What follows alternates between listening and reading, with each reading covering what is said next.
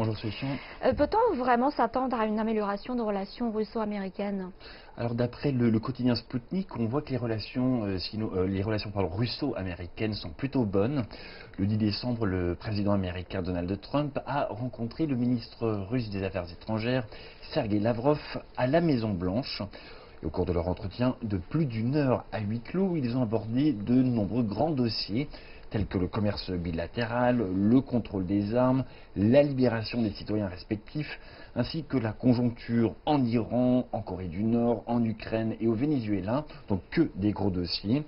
Donald Trump a déclaré que cette rencontre avec Lavrov avait été très bonne et qu'il aspirait à un autre dialogue dans un avenir proche, un autre dialogue qui pourrait éventuellement avoir lieu en Russie.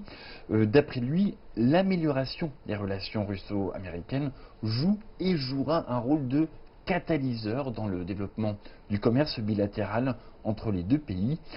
Et selon Lavrov, cette rencontre s'est déroulée dans une ambiance de compréhension mutuelle. Il a déclaré que le président Trump avait été invité à assister à une cérémonie célébrant la victoire qui se tiendra le 9 mai 2020 à Moscou. Et cette rencontre est donc un signe de détente de relations, mais apparemment elle n'est pas appréciée par tout le monde. Non, c'est vrai, cette rencontre n'est pas appréciée par tout le monde. D'après The Independent, c'est un entretien qui est fortement critiqué par les démocrates.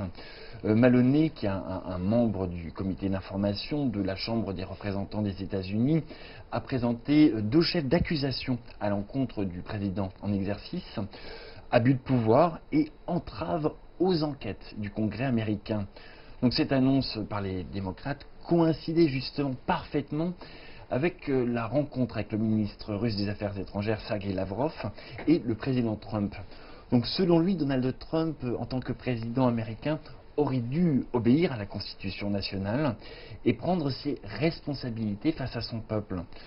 Cependant, tout en choisissant ce moment pour rencontrer le ministre russe des Affaires étrangères, Donald Trump fait du Donald Trump.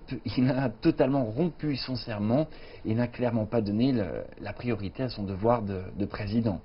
Donc cette décision de Donald Trump néglige non seulement la procédure de destitution de la Chambre des représentants, mais aussi la politique russe en Ukraine. Et pour ceux qui ne sont pas optimistes à propos de la relation russo-américaine, et quels sont les principaux bloquants? Alors d'après le magazine News Weekly, les différents russo-américains en matière d'armement sont plutôt difficiles à surmonter. À l'occasion justement de cette rencontre entre Trump et Lavrov, les deux parties ont beaucoup discuté du système mondial du contrôle des armes et notamment du renouvellement du traité de réduction des armes stratégiques. Donc en effet, ce traité constitue jusqu'à présent le seul accord de contrôle des armes existant entre la Russie et les États-Unis après le retrait américain du traité de non-prolifération des missiles à courte et moyenne portée entre les deux pays. C'est donc une garantie majeure pour maintenir le contrôle mondial des armes. La Russie avait exprimé à maintes reprises sa volonté de renouveler ce traité qui est vital, alors que l'attitude de la partie américaine reste malheureusement floue en la matière. Le secrétaire d'État Pompeo a indiqué que les États-Unis entendent élargir la couverture de ce traité afin de faire du système bilatéral de contrôle des armes un modèle de multilatéralisme, mais malheureusement un plan concret de mise en œuvre manque encore à ce grand dessein.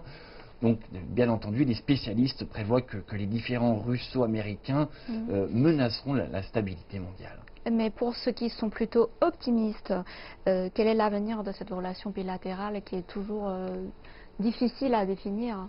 Alors, d'après le magazine ITAR, TASS, une bonne relation bilatérale gagnant-gagnant entre la Russie et les États-Unis est tout à fait jouable, envisageable.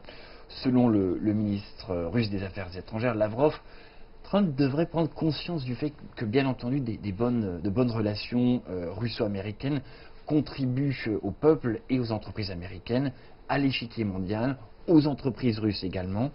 Il indique que les relations entre la Russie et les États-Unis doivent se baser sur l'équilibre des intérêts et les bénéfices mutuels, alors que certaines forces aux États-Unis refusent de l'accepter. On a encore cette ambiance de guerre froide d'antan.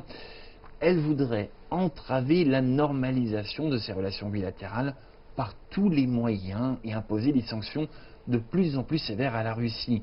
Donc Lavrov a également réfuté les allégations d'ingérence russe dans les élections présidentielles des États-Unis, un petit coup de pouce au président Trump.